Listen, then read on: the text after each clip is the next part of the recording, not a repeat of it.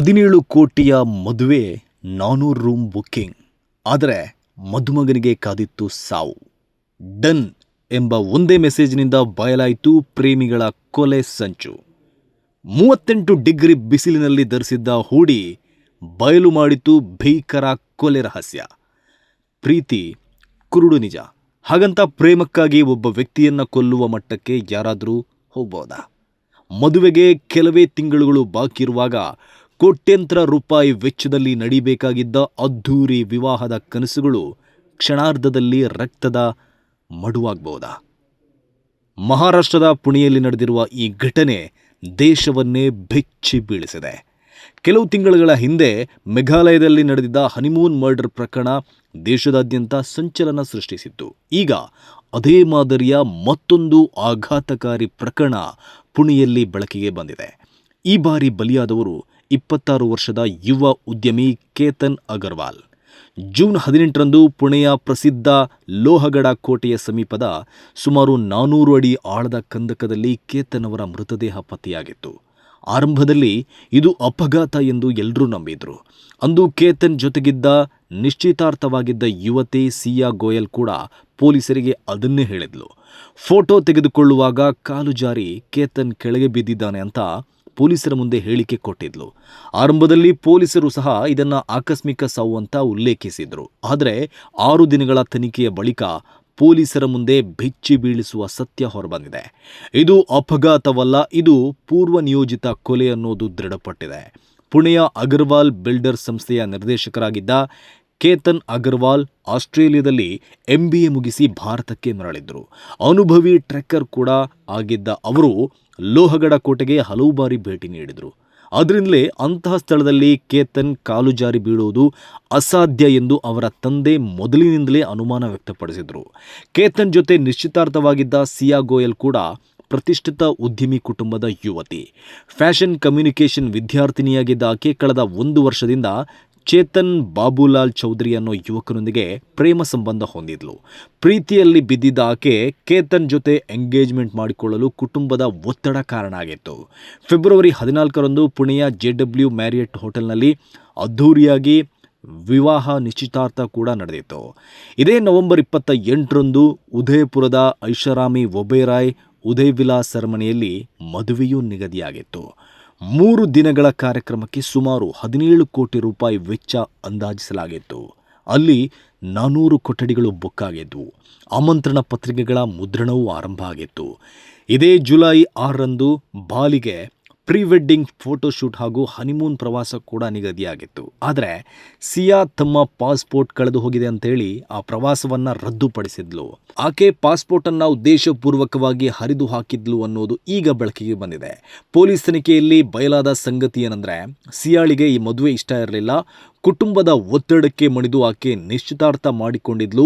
ಮದುವೆಯ ದಿನ ಹತ್ತಿರವಾಗುತ್ತಿದ್ದಂತೆ ತಮ್ಮ ಪ್ರೇಮಕ್ಕೆ ಕೇತನ್ ಅಡ್ಡಿಯಾಗ್ತಿದ್ದಾನೆ ಅಂತ ಭಾವಿಸಿ ಸಿಯಾ ಮತ್ತು ಆಕೆಯ ಪ್ರಿಯಕರ ಚೇತನ್ ಕೊಲೆಗೆ ಸಂಚು ರೂಪಿಸಿದ್ರು.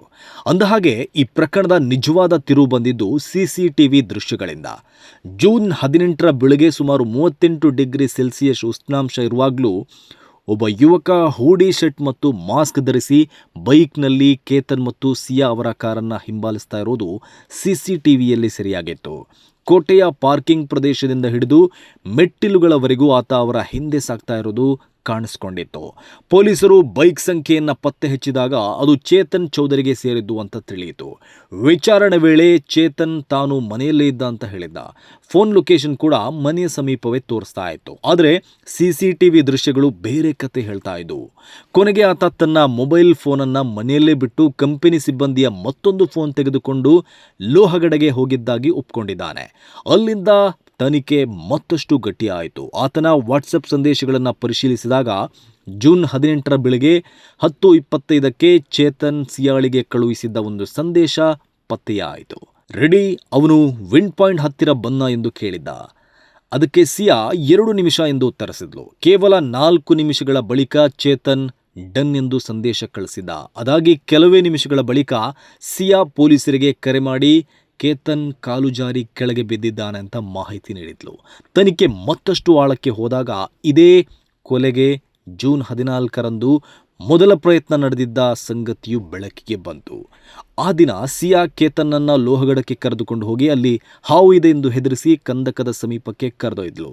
ಅದೇ ಸ್ಥಳದಲ್ಲಿ ಆಕೆಯ ಪ್ರಿಯಕರ ಚೇತನ್ ಕೂಡ ಇದ್ದ.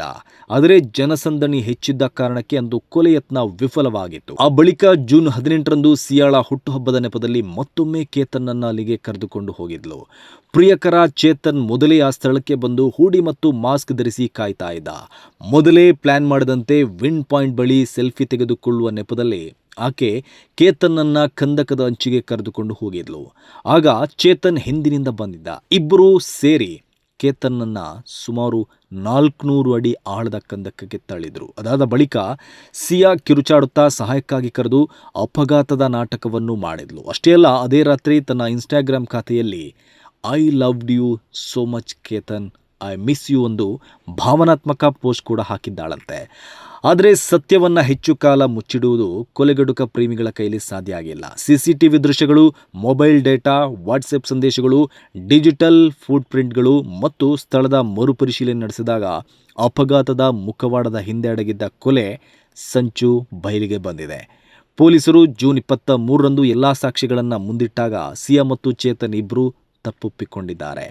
ಮದುವೆಯಿಂದ ತಪ್ಪಿಸಿಕೊಳ್ಳಲು ಬೇರೆ ದಾರಿ ಕಾಣಿಲ್ಲ, ನಾವೇ ತಳ್ಳಿದ್ದೇವೆ ಅಂತ ಪ್ರೇಮಿಗಳು ಒಪ್ಪಿಕೊಂಡಿದ್ದಾರೆ ಅಂತ ಪೊಲೀಸರು ತಿಳಿಸಿದ್ದಾರೆ.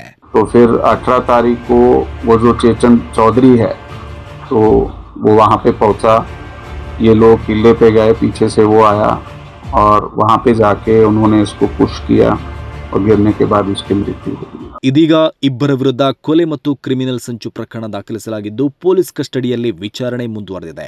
38 ಡಿಗ್ರಿ ಬಿಸಿಲಿನಲ್ಲೂ ಧರಿಸಿದ್ದ ಒಂದು ಹೂಡಿ, ಮನೆಯಲ್ಲೇ ಬಿಟ್ಟು ಹೋಗಿದ್ದ ಒಂದು ಮೊಬೈಲ್ ಫೋನ್ ಮತ್ತು ವಾಟ್ಸಪ್ನ ಕೇವಲ ಒಂದು ಡನ್ ಸಂದೇಶ, ಇವೆಲ್ಲವೂ ಸೇರಿ ಅಪಘಾತವೆಂದು ಬಿಂಬಿಸಲಾಗಿದ್ದ ಭೀಕರ ಕೊಲೆ ರಹಸ್ಯವನ್ನ ಬಯಲಿಗೆ ತಂದಿದೆ.